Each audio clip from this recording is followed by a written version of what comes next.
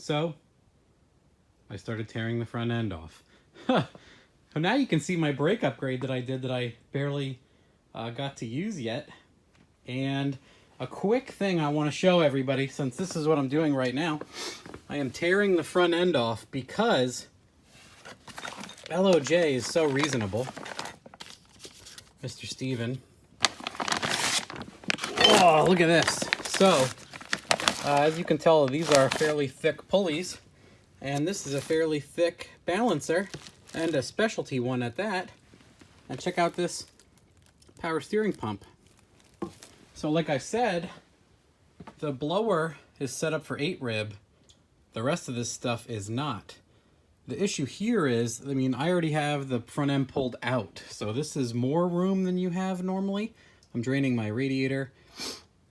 The big thing is there is no room for an LSA drive balancer with this radiator combination. You would have to change out the front end and mess around. So one neat thing is there is like a Holden special vehicle part number. I showed it in the other video, but if you want to pause on this thing, they must have a certain vehicle, which is funny, for an Australian car. It's SFI.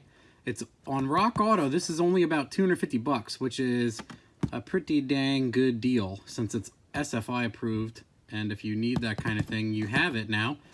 And it's 10% larger than an LS3. I want to actually physically look at them. And it has the 4 rib air conditioning and 8 rib. And that's it. Classically, if you guys didn't know, there's the AC 6 rib accessories. And then on front of that, there's an entire blower drive that's totally separate. So he made a bigger block and a bigger, this is the alternator. Yep. So that is a stock something that he researched and found that bolts right on. The other things had to be changed in a funny way. This of course is the balancer, so that is lined up automatically. These are the 2 tensioners that go inside the, I want to call this a snatch block for the belt.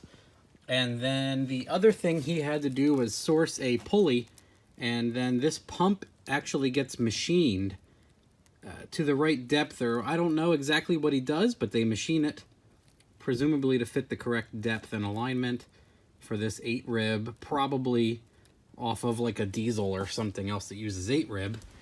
And what you get is you swap out all this stuff and then you have 8 rib. And it's 10% overdriven, so hopefully a tiny bit more boost.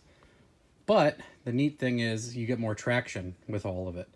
So I will be pulling the front end off, doing the balancer and everything else, and putting this thing back on. And I should get the heat exchanger Monday. A new heat exchanger is going to get mounted.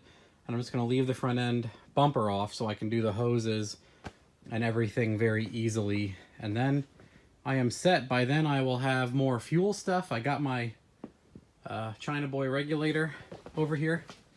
Another PQY. So I got him ready to go. I should have my fuel lines this week or next. And everything's moving along. Pretty happy. Just, I dreaded taking the nose off of this. Don't know why. It's one of those things. Like I hate doing brake lines and bleeding brakes and stuff like that. So one of those things. I just don't enjoy it. I dread it. I'll get a lot done. I'll tear a whole motor out, everything else. But man, there's probably something you guys are just like, you hate doing it and you lack motivation completely for it. So that's where I'm at. That's the quick and dirty front ends off. I will show this in depth when I'm doing it. I am time-lapsing tearing the front end off, so hopefully that doesn't look awful and I can share some of that too.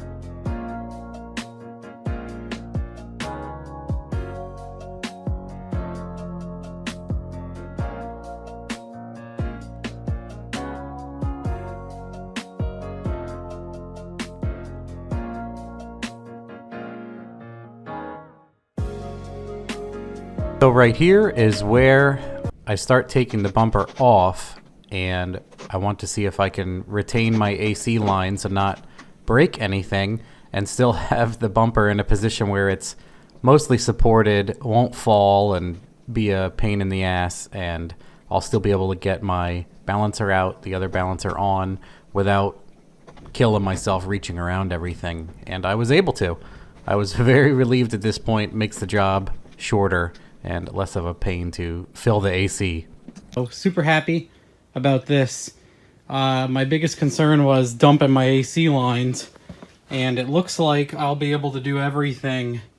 I just lifted everything out of the way. You can do this in like G8s, Corvettes, a bunch of cars. You can just shove the condenser in like a G8 and a fifth gen Camaro. You can just lift the condenser and kind of shove it over top of the motor, and you can get like a rubber cargo guy, a little hook, and hold it against something, and then get the cam in and out, and boom. So yeah, I'll definitely be able to get the balancer in and out. Another thing I'll do is I'll clean up the fan wiring and stuff that I ran, since I just like threw it around the frame. Do some other small things while I'm in here. You can see that I had this off a few times, and the one day I was getting impatient and I just cross-threaded it. What a jerk. So that's awesome that I have all of that. I'll definitely be able to take the balancer off and put the other one on easily, retain my AC charge, and then lift the front end right back on. Super happy about that. Okay boys, another clip. So I used a crank pinning kit for leftover from my Magnuson. So that is a pinned crank using a jig and a drill bit.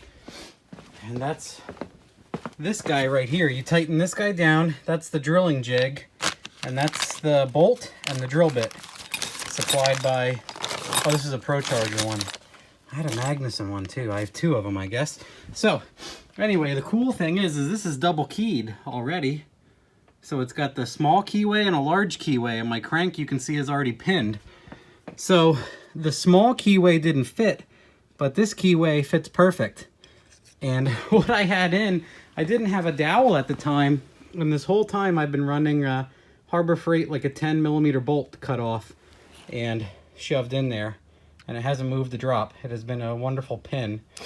So now this time, since I'm fancy mechanics, I went through my old drill bits here and I cut off one. So this is like a high-speed hardened steel, and I used bolt cutters and I actually got through it.